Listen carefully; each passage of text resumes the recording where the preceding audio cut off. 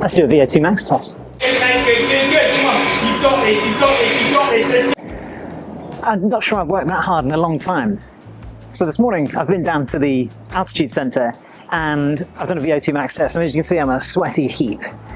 Basically you're on a watt bike and they ramp up the power 20 watts every 3 minutes, and they've got a heart rate monitor on you and a mask, and the mask is recording the amount, i.e. the volume of air that you're inhaling and the volume of air that you're exhaling, and in the exhaled air it measures the percentage of oxygen, and so it can determine how much of the oxygen your body's using to feed the muscles that are working, and you're able to determine your efficiency. And that's what the VO₂ Max is a measure of, effectively how efficient your body is at using the oxygen that you're inhaling. Hold the mask on for me. It's pinching on my nose. That's good, right? Cool. Okay, so we're at 160 watts for 5 minutes. Yep. Just get you nice and moving, nice, relaxed, nice and easy. All I need you to focus on is cadence, okay? So if you ride at about 90 RPM, ride at 90 RPM, the bike works everything else out, and then this is some of the data that we'll get. There's lots more of it that we'll get, but what you've got here is your breathing frequency, how many breaths per minute, tidal volume, so how big each breath is, how many litres per minute you're using, heart rate and VO₂ Max. As we said, we know that the oxygen concentration, or the percentage of oxygen going in, is 20.93 or 20.9%. At the moment, the FeO2, so the expired oxygen, is 17% flat. So we know you're using at the moment about 4.2%, give or take. So use that works together to give us that number there. So for now we're just going to spin along, make sure the tech works, make sure you're nice and comfy, give you a bit of a warm up, and then what we're going to do is move into the test. So it's going to be 3-minute stages. Every 3 minutes we're going to increase the watts by 20 until failure. So what's not clear is, why on earth would anybody pay good money to sit on a bike and be yelled at and sweat and dribble in the way that I am? And having thought about it, I think for me it comes back to curiosity. When you flick through any smartwatch, Garmin or Apple, you'll see that there is a section for VO₂ Max. I'm not sure if you can see, but it says here that mine is 59, and beneath that it says the word superior. And really I've always looked at that with a little bit of dubiousness, really, and through this test I should be able to determine actually how accurate is a smartwatch method of calculating VO₂ Max, and I can find out how I compare to the rest of the population, or, as I'll put on screen now, other 34-year-old males, and see which of those categories I fall into. Okay, then 20 seconds and we'll step up. Good. Right, from this point on we'll try not to talk, just kind of set the rhythm. I'm going to put that on that, you just focus on the pain, okay? Right, okay, so the bike will automatically do everything. As you said, it builds nice and slowly and crisp from there. We'll go up 180 watts. See? Right.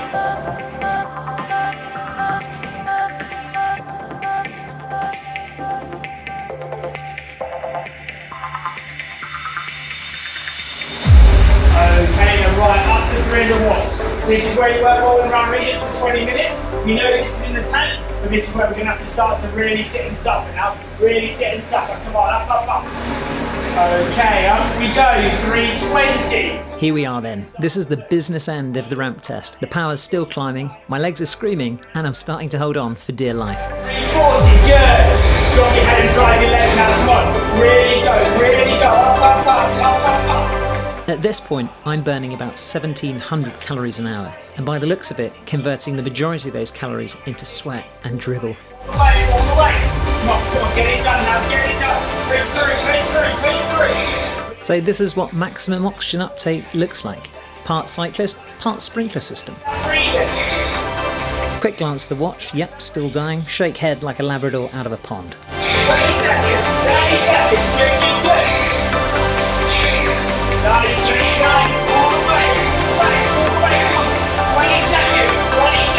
My legs are on fire, my lungs are screaming. This is full gas. Every pedal stroke feels like it could be my last, and I'm just clinging on for dear life. My heart rate is nearly maxed, my power's starting to fade, and I've really got nothing left to give. So here it comes. Here comes the wave. The moment my body throws in the towel. Push now, really push.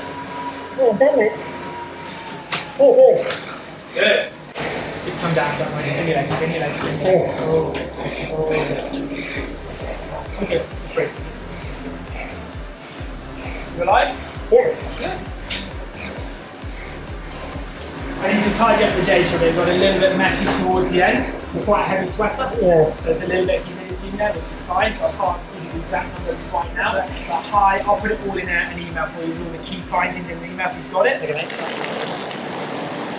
Around about, I suppose in 2010, I was at university. I was part of the cycling club, and you'd often get emails from, at the time, the British Olympic Association, who was at UCL, and they would request people from the cycling team come in and do VO₂ Max tests and sample various products or drugs that were legal at the time and have subsequently been banned that they could give to athletes. And I had a VO₂ Max test done at that time, and the number that came back was 76.5. I'll put it on the screen now. And at the time I was always a bit dubious, because if you go on Wikipedia, that's kind of the level of Lance Armstrong, and I was thinking, come on, like 21-year-old scroll at university's clearly not got that level. But today, just then, I ramped up to about 340, by which time my heart was doing about 185, and I was like, I mean, you know, I knew that in that moment that's when it mattered most, but I had nothing more to give. I've got nothing left! I knew that my max heart rate was probably about 191. I never really trust these Garmins that much. I've got a chest thing on. In fact, I've walked away with it, so I've got to go and give that back. But, yeah, he reckons that it was between 60 and 70. He can't tell me exactly, because the mask itself filled with quite a lot of humidity for some reason, I guess you might swear. And so I'm expecting an email to see what comes back. But what experience. I'm just completely soaked now.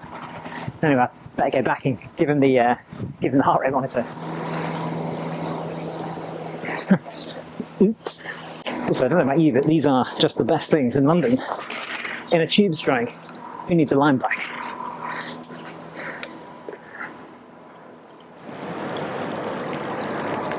I've got the numbers, and I'm really surprised. On screen now, I'll put the table that I'm looking at, which shows the test that I did in 2011 and the test that I did on Friday. And if we look at that first column, it shows you how fat I've got in the last 14 years, which is 9 kilos, and that's mostly made of Haribo and licorice all sorts and chocolate. Looking over to the second column there, the VO2, that shows my aerobic engine effectively, and 5.1 litres per minute is the score that I got on Friday, and that's effectively the same as what I got 14 years ago at the British Olympic Association. And so that's what's most interesting here, is that my capacity to absorb oxygen at a ceiling plateau is broadly unchanged. Now, that's really interesting because I'm no athlete. I'm a bloke that goes to work, sits at an office every day and does the odd run in the week, cycles, gym, that kind of stuff. And so when you divide those numbers by my weight, you get the VO₂ max figure in the far right. And so that's what's caused the drop from 72.6 to 64.4, is all of that weight. And so VO₂ max is of course a function of that, so you can increase your VO₂ max by losing weight. It's not important to me. I was just interested to see what mine is, having had the test all those years ago.